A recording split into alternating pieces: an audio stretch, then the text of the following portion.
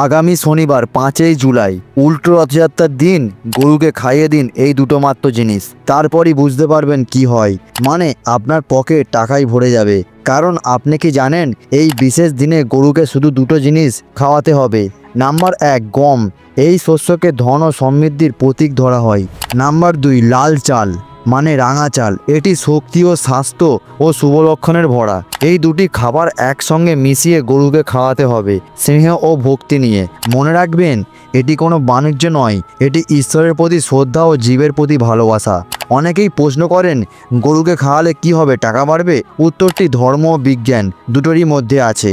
ধর্মের দিক থেকে হিন্দু ধর্মে গরুকে বলা হয় গোমাতা, কারণ সে আমাদের দুধ দেয়, পালন করে, আশীর্বাদ দেয়। শাস্ত্রে বলা আছে গরুর দেহে 33 কোটি দেবতা বাস করেন, তাই গরুকে কিছু দিলে সেটা ঈশ্বরকে দেওয়ার সমান।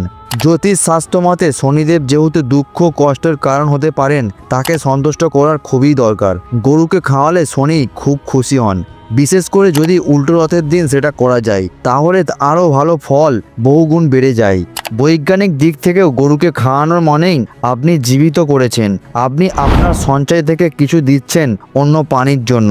এটা আপনার মনকে ভালো করে, মানসিক শান্তি আনে। শান্ত মনেই আসে সঠিক সিদ্ধান্ত, সঠিক সিদ্ধান্তই এনে দেয় টাকা ও সফলতা। কাজটি কিভাবে করবেন জেনে নিন। নাম্বার 1 সকালে স্নান করে পরিষ্কার কাপড় ও প্রার্থনা করুন। নাম্বার 2 কিছু গম আর লাল চাল একসঙ্গে মিশিয়ে নিন, চাইলে একটু গুঁড়ো বা কলা মেশাতে পারেন। নাম্বার 3 গরুর কাছে যান আর শান্তভাবে মাথায় হাত বুলিয়ে দিন। নাম্বার 4 খাবারটি সামনে রেখে বলুন গোমাতা আপনার আশীর্বাদে আমার সংসার শান্ত ও পূর্ণ হোক। নাম্বার 6 খাওয়া শেষ হলেই একটিবার জয় গোমাতা বলুন। একবার রাহুল নামের এক যুবক ছিল, সে চাকরি করত কিন্তু সংসারে বরাবরই অভাব লেগে থাকতো। সে খুব হতাশ ছিল।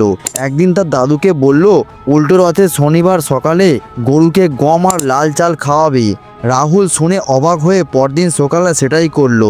পরপর 3 বছর সেই এই নিয়ম মানতে থাকলো। 3য় বছর তার অফিসে হঠাৎই বড় প্রমোশন হয়, ব্যবসার অফার আসে। আর সে বুঝে যায় শুধু খাবার নয়, এটি নিজের মনের দান দিয়েছে আর ভগবান এর উত্তর দিয়েছেন।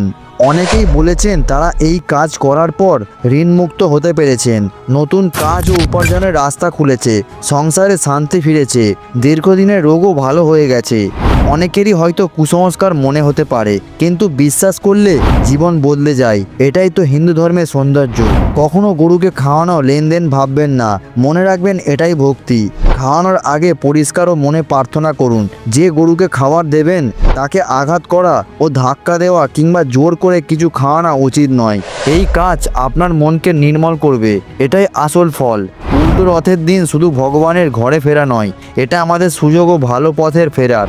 আর যদি সেই দিন পড়ে শনিবারে, তাহলে সেটি যেন ঈশ্বরের নিজেই ডাক দিয়েছেন আপনার জীবনে আলো আনতে। গরুকে এই দুটি সাধারণ খাবার খাওয়ানোই যেন এক নিঃশব্দ প্রার্থনা, এক জীবন্ত পূজা। এতে শুধু টাকা নয়, আসে মনের শান্তি, সংসারে সুখ আর হৃদয়ে এক অদ্ভুত অলৌকিক ছটা। আজই চেষ্টা করে দেখুন, গোমাতার চোখে দেখবেন ভগবানের হাসি। জয় গোমাতা, জয় জগন্নাথ।